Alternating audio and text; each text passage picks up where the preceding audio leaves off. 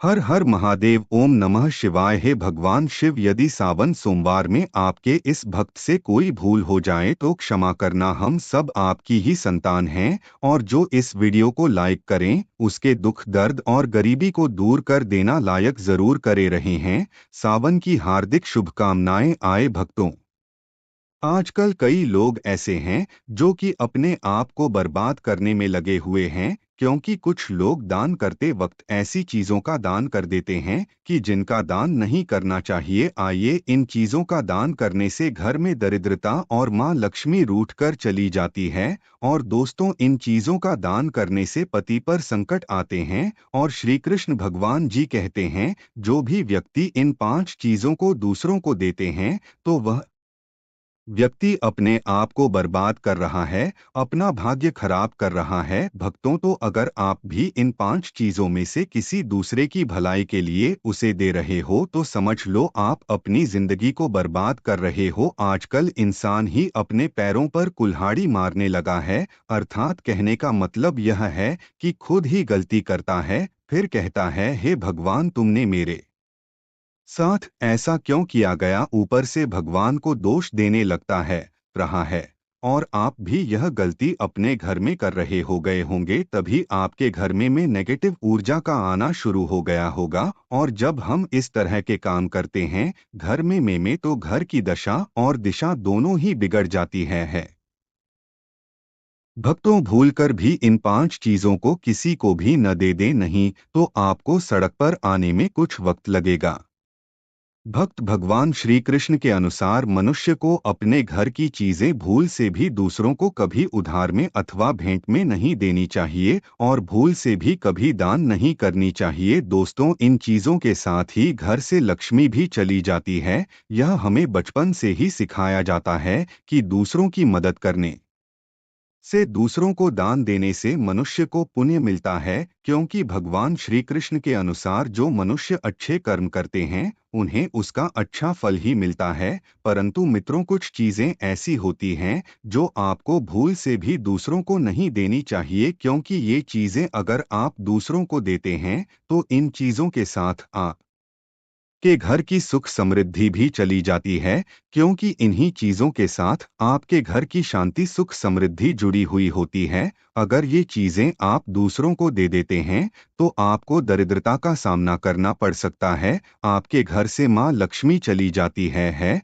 आपको आर्थिक तंगी का सामना करना पड़ सकता है। भक्तों, गुरुजी कहते हैं कि हमारा घर वास्तुशास्त्र के अनुसार चलना चाहिए। यदि जो व्यक्ति वास्तुशास्त्र के अनुसार नहीं चलता है तो उसके घर में बर्बादी के लक्षण दिखने लग जाते हैं। आपको बर्बाद नहीं होना है, आपके घर को बचाना है, आपके घर में रहने वाले हर सदस्य ठीक रहेगा है। तो भक्तों, रसोई घर में यह गलती मत करना कभी भी, क्योंकि मित्रों, ईश्वर कहते हैं कि जो भी व्यक्ति अच्छे तरीके से पूजा पाठ करता है उसे मैं स्वीकार करता हूँ, उसकी हर मनोकामना को मैं पूरा करता हूँ।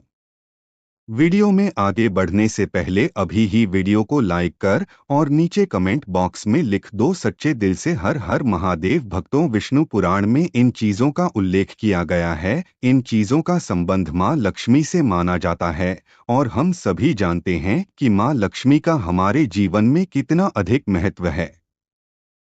भक्तों, जिस घर पर मां लक्ष्मी की कृपा होती है वहां पर सदैव धन वैभव सुख शांति का आगमन होता है। अगर मां लक्ष्मी किसी कारण वश रुष्ट हो जाती है तो घर से सुख संपत्ति और वैभव भी नष्ट हो जाता है। इसलिए आप यह ध्यान में रखें कि अपने घर में मौजूद ऐसी चीजें हैं जो इनका संबंध मां लक्ष्मी से है, दूसरों को कभी उधार न दें। भक्तों, जो भी व्यक्ति आज इन 5 चीजों को अच्छी तरीके से जान लेगा तो वह व्यक्ति किसी को भी नहीं देगा, और उसके घर में सुख शांति रहेगी, और उनके घर में हमेशा मां लक्ष्मी का वास रहेगा। आज दोस्तों, कुछ भी हो जाए, आप इन 5 चीजों के बारे में जान कर ही जाना है। व्यक्ति चाहता है कि उसके जीवन में सुख शांति बनी रहे हैं और घर पर धन का अभाव न रहे हैं, लेकिन केवल मेहनत करने से व्यक्ति की यह चाहत पूरी नहीं होती है।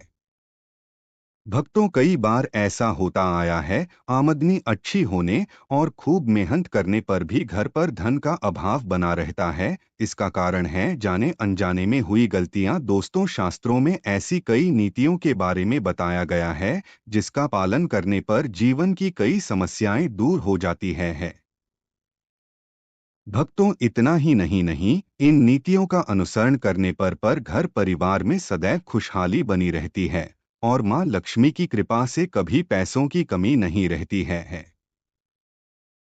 गरुड़ पुराण, जो कि हिंदू धर्म का महत्वपूर्ण ग्रंथ माना जाता है, आया इसमें ऐसी कई बातों का उल्लेख मिलता है जो कि गरीबी और दरिद्रता का कारण बनती है। अगर आप इन कामों को करते हैं तो आज ही इसे छोड़ दें, वरना कई तरह की परेशानियां झेलनी पड़ सकती है। अब यहाँ पर कुछ भक्त ऐसे भी होंगे जो हमारी बातों को हल्के में लेंगे क्योंकि उन्हें वास्तुशास्त्र का ज्ञान नहीं है। इस पर एक कहावत भी प्रचलित है कि बंदर क्या जाने अदरक का स्वाद। अर्थ यह है, कोई भी व्यक्ति वास्तुशास्त्र के बारे में नहीं जानता है तो फिर इन उपायों में या वीडियो देखने व विश्वास ही नहीं करता है। इसलिए सही 100% जानकारी के साथ में जानने के लिए इस वीडियो से जुड़ जाना। भक्तों, वीडियो को आगे बढ़ाते हैं। आपके पास अभी जितने भी काम हैं उनको साइड में रख दीजिए। ध्यान पूर्वक जो आपको बताया जा रहा है उसे देखिए और सुनिए। सबसे पहली चीज है पत्नी के गहने। भक्तों, शास्त्रों के अनुसार और स्त्रियों के आभूषणों को मां लक्ष्मी का प्रतीक माना जाता है। सुंदर आभूषणों से सुशोभित स्त्री मां लक्ष्मी के प्रतिबिंब की तरह दिखाई देती है। इसलिए जब भी हम गहने खरीदते हैं तो सबसे पहले मां लक्ष्मी के सामने रखकर उनकी पूजा करते हैं और इसके बाद ही उन्हें पहनते हैं। घर की स्त्रियों को घर की लक्ष्मी माना जाता है। उनके गले में आभूषणों का होना सुख समृद्धि को दर्शाता है। इसलिए अपने पत्नी के गहने नहीं कभी किसी को उधार में या दान में या दूसरों को इस्तेमाल के लिए कभी देने नहीं चाहिए। खासकर सुहागिन महिलाएं अपना मंगलसूत्र, पायल और बिछिया कभी किसी अन्य महिला को इस्तेमाल के लिए न दे दें। इससे घर की बरकत और भाग्य भी उन गहनों के साथ चला जाता है और माता लक्ष्मी अत्यंत रुष्ट हो जाती है। इसलिए दोस्तों, अपने घर में सुख समृद्धि बनाए रखने के लिए है इन गहनों को दूसरों को इस्तेमाल करने के लिए न दे दें। दोस्तों, कई महिलाएं तो ऐसी भी होती हैं जो कि अपने गहने पसंद नहीं आती है और दूसरे महिला के गहने की शैली और बनावट पसंद आती है, जिसके कारण महिलाएं अपने गहने पहनने के लिए एक दूसरे से बदलाव कर लेते हैं। परंतु दोस्तों, ऐसा करना मतलब है कि आप अपने से मां लक्ष्मी जी को रूस कर रहे हो और घर से बाहर भेजने की तैयारी कर रहे हो, क्योंकि आभूषण या गहने ने महालक्ष्मी जी का प्रतीक होता है और आपके अपने गहने ही आपको पहनने चाहिए। किसी को भी दूसरे के गहने नहीं पहनने चाहिए। दूसरी चीजें, झाड़ू। दोस्तों, झाड़ू जो सफाई के लिए काम आता है, हमारे घर से नकारात्मक ऊर्जा को दूर करता है, उसे मां लक्ष्मी का प्रतीक माना जाता है। ऐसा माना जाता है कि झाड़ू में मां लक्ष्मी का निवास होता है। इसलिए अपने घर की झाड़ू कभी किसी को उधार में या उपयोग के लिए न दे देंगे। अगर झाड़ू खराब हुई है तो उसे किसी प्रवाहित जल में बहा दे दें, लेकिन उसे किसी को उधार में न देने या कचरे में न फेंके गए, क्योंकि अगर आपके घर की झाड़ू कोई दूसरा उपयोग करता है तो इसका असर आपके घर की सुख शांति पर पड़ता है। इसके साथ यह भी बात ध्यान में रखें कि दूसरों के घर की झाड़ू का अपने घर में कभी प्रयोग न करें, क्योंकि ऐसा करने से उनके घर की नकारात्मक ऊर्जा आपके घर में आ सकती है। आपको हमेशा झाड़ू को छिपा कर रखना चाहिए। इसे ऐसी जगह रखें जिससे बाहर से आने वाले व्यक्ति की नज़र इस पर न पड़े। यदि आप झाड़ू को खुली जगह पर रखते हैं तो घर में वास्तुदोष लग सकता है। इसके साथ ही आपको टूटी हुई झाड़ू को भी घर से तुरंत बाहर निकाल देना चाहिए। लेकिन आपको इस बात का ध्यान भी रखना चाहिए कि कभी भी झाड़ू को बिस्तर के नीचे नहीं रखना चाहिए और इसे किचन में भी नहीं रखना चाहिए। इससे आपके परिवार के लोगों के बीच लड़ाई झगड़े बढ़ सकते हैं। आपको इस बात का ध्यान रखना चाहिए कि झाड़ू पर कभी पैर नहीं लगाने चाहिए। यदि आप झाड़ू को पैर लगाते हैं तो यह माता लक्ष्मी का अपमान करने के समान होता है। झाड़ू को पैर लगाने से घर में वास्तु दोष हो सकता है और आपको आर्थिक हानि भी हो सकती है। अगर आप घर में झाड़ू रखती हैं तो इसे रखने के सही वास्तु नियमों के बारे में जरूर जान लेना चाहिए, जिससे आपकी आर्थिक स्थिति अच्छी बनी रहे और घर में खुशहाली आए। कभी भी आपको घर के किसी भी व्यक्ति के घर से बाहर निकलते ही आपको झाड़ू का इस्तेमाल नहीं करना चाहिए। इससे बाहर जाने वाले व्यक्ति को अपने कार्यों में सफलता नहीं मिलती है। दोस्तों, तो यही नहीं, यदि आपके घर में नई बहू का आगमन हो या घर से ससुराल जा रही हो तब भी आपकी तुरंत झाड़ू नहीं लगानी चाहिए। मान्यता है कि ऐसा करने से आपके घर की लक्ष्मी रूठ सकती है और आपको धन हानि हो सकती है। तीसरी चीज, सूरज डूबने के पश्चात दूध, दही, चावल, नारियल, आटा ऐसी सफेद चीजों का दान करना या दूसरों को उधार में देना अशुभ माना जाता है। ऐसा माना जाता है कि सफेद चीजों से बुरी नजर जल्दी लग जाती है। इसलिए सूरज अस्त होने के पश्चात अपने घर की वस्तुएं दूसरों को नहीं देनी चाहिए। इन चीजों को दान करने से आपके घर की सकारात्मक ऊर्जा कम हो सकती है। अगर आप किसी को देना ही चाहते हैं तो उन्हें बाजार से खरीद कर दे सके से है, परंतु अपने रसोई घर से उठाकर भूल से भी दूसरों को न दे दें। खासकर कर नमक तो भूल से भी नहीं देना चाहिए। चौथी बार दोस्तों, माँ लक्ष्मी धन की देवी हैं। माँ लक्ष्मी हमारे घर में सदा विराजमान रहे, ऐसा हमें सदा ही प्रयास करना चाहिए। जिस घर पर महालक्ष्मी की कृपा होती है वहां पर धन की अवश्य होती है। इसलिए अगर आपने अपनी पत्नी के पास कोई धन रखा हुआ है तो वह पैसा किसी को उधार में नहीं देना चाहिए। अगर आप किसी को अपनी पत्नी के पास रखा हुआ धन उधार में देते हैं तो आपके घर से लक्ष्मी चली जाती है और भविष्य में आपको पैसे की तंगी का सामना करना पड़ सकता है। खासकर त्योहार, एकादशी के दिन अपनी तिजोरी में रखा हुआ धन दूसरों को कभी न दे देंगे। दोस्तों, पांचवी बार महालक्ष्मी वैभव प्रदान करने वाली, सौभाग्य देने वाली, ममता की मूरत है, साथ ही वह अन्नपूर्णा भी है। इसलिए हम अन्न ग्रहण करने से पहले मां अन्नपूर्णा को धन्यवाद अवश्य करते हैं। रसोई घर की शुद्धता और संपन्नता उतनी ही आवश्यक है जितनी धन की पांचवी वस्तु है। मैं रसोई घर का चकला बेलन और बाबा जी हाँ, आपने ने रसोई घर का चकला बेलन और तवा दूसरों को कभी इस्तेमाल के लिए या उधार में नहीं देना चाहिए। ये चीजें दूसरों को देने से आपका भाग्य भी उन्हीं के साथ चला जाता है रहा है। माँ लक्ष्मी को अत्यंत प्रिय है, इसलिए ऐसा कभी न करें। अपने घर का चकला बेलन या दूसरों के उपयोग के लिए कभी न दे दें, नहीं तो आपके घर में दुर्भाग्य का वास हो सकता है।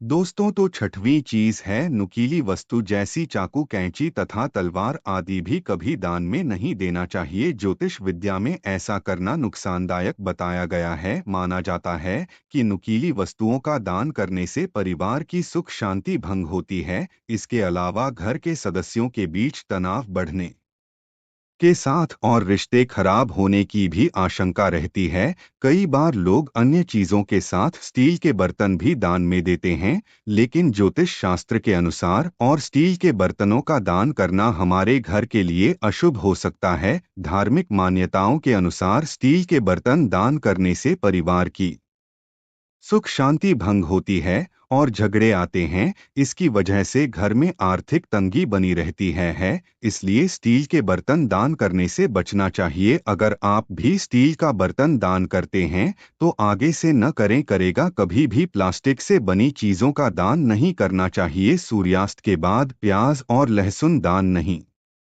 करना चाहिए। दोस्तों, सातवीं चीज है फटे हुए ग्रंथ और किताबें में माना जाता है कि कभी भी फटे हुए ग्रंथ और किताबों का दान नहीं करना चाहिए। इन चीजों का दान करना अच्छा संकेत नहीं माना जाता है। तेल, कभी भी इस्तेमाल किया हुआ तेल या खराब हो चुके तेल का दान नहीं करना चाहिए। तो दोस्तों, ये थी वो 5 चीजें जो दूसरों को कभी उधार में नहीं देनी चाहिए।